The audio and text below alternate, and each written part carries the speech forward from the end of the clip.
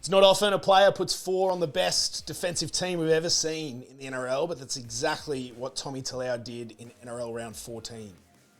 Sunia, Turuva and Izack Tago were the guys missing tackles in the highlights reel, and both have copped a bit of flack on social media over the last few days for their involvements. As I want to show in this video breakdown, however, Manly's target was actually a little bit further infield. Tommy Talau's fill-up was a really good example of how an attacking team will target a specific weakness or deficiency in the defensive line, and in this case, it was the work of Daine Laurie counting numbers out the back and the spaces around Jack Cole defending as the 3-in defender on Penrith's right edge. A 6-again call in the lead up to Tommy's first try helped Manly roll into good field position, and they put a lot of work into Penrith's middle defenders in the lead up. You can see Mitch Kenny retreating late from the Paseka play the ball here. He's done a lot of work throughout this set, and he gets his numbers wrong, or Daine Laurie at the back gets his numbers wrong here and sends Kenny the wrong way, which gives Manly the 5-5 split that they're looking for. You'll often hear teams talk about a 5-5 or a 6-4 or a 7-3 split, just talking about how many defenders are on either side of the ruck. Jake gets the look he's after, and a nice wide pass from dummy half allows him to get straight at Luke Garner, who's defending at 4-man on this right edge here. Gerbo being able to get at Garner is what isolates Jack Cole, defending at 3-man, who has Ben Trbojevic running at his inside shoulder and Luke Brooks sweeping out the back. Izack Tago is one position wider in the centres. He identifies the pressure that Cole's under with 2 attackers coming at him and does his best to shut the play down here. It's just a nice touch from Brooks that beats that jamming defence, and the numbers advantage does the rest down the outside. It's not Tungo's fault that Tommy scores this one though. It's the work of Manly in the lead up, getting the split thereafter in the defensive line, and then Jake Trbojevic being able to engage the right man in that line. It's very similar principles for Talau's second try as Manly waited to get the look they were after down that edge. You can see from the Aloe play the ball here, Mitch Kenny gets away a lot quicker than he did in the previous example.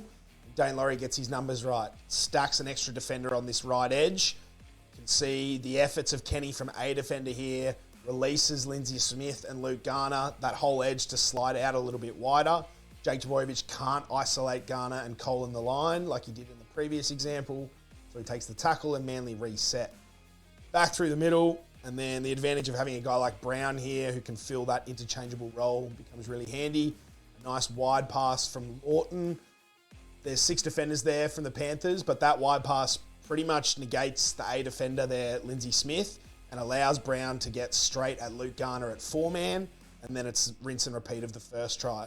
A little decoy from Jake Trbojevic holds up Garner. Jack Cole now has Brooks going at his inside and Tolu Kola coming at his outside shoulder. And again, Tago feeling the pressure of a young half with 2 attackers coming at him, turns in to help his half, which allows Ben Trbojevic to sneak down the outside.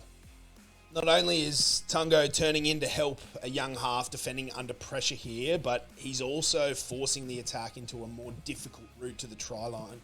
Rather than tipping short and just crashing over here, Manly are forced to find a couple more passes on their way to points, and while it looks like it's Tago and Turuva that are missing tackles or making poor decisions in the highlights reel, they're actually just responding to the damage that's already been done much further infield. Talau's third try came off a bit of a shanked kick from Luke Brooks, which we don't need to break down here, but his fourth played on very familiar principles. It was a really strong Taniela Paseka carry that is the trigger for points in this instance. Leaves a defender on the ground and manages a quick play the ball while Sorensen and Eisenhuth both retreat back on side. From that right tram line there, the wide angle shows Daine Laurie frantically pointing Eisenhuth towards the open side to give Penrith those 6 defenders. And the close-up angle shows Daly Cherevins pointing at something around the posts that he clearly likes. Nice wide service again, and you can see Daly get at the target that he was pointing at, which is Lindsay Smith, defending at 4-man here, where Luke Garner was in the previous examples.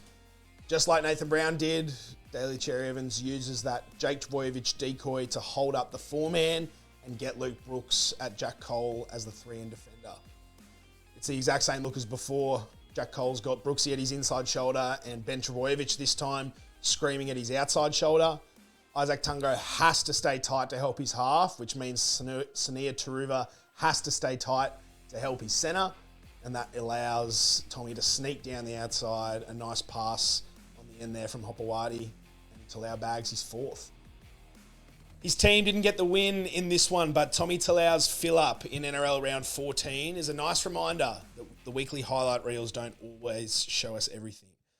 What looks like a winger repeatedly beating his opposite number was actually the result of Manly's ability to target a spot in Penrith's line a little further infield. Our premium members at rugbyleaguewriters.com get all this sort of analysis direct to their inbox, and hopefully it's informing a few winning punts, tips, or Supercoach trades each week. Head over to rugbyleaguewriters.com for more. We'll see you next week. Cheers.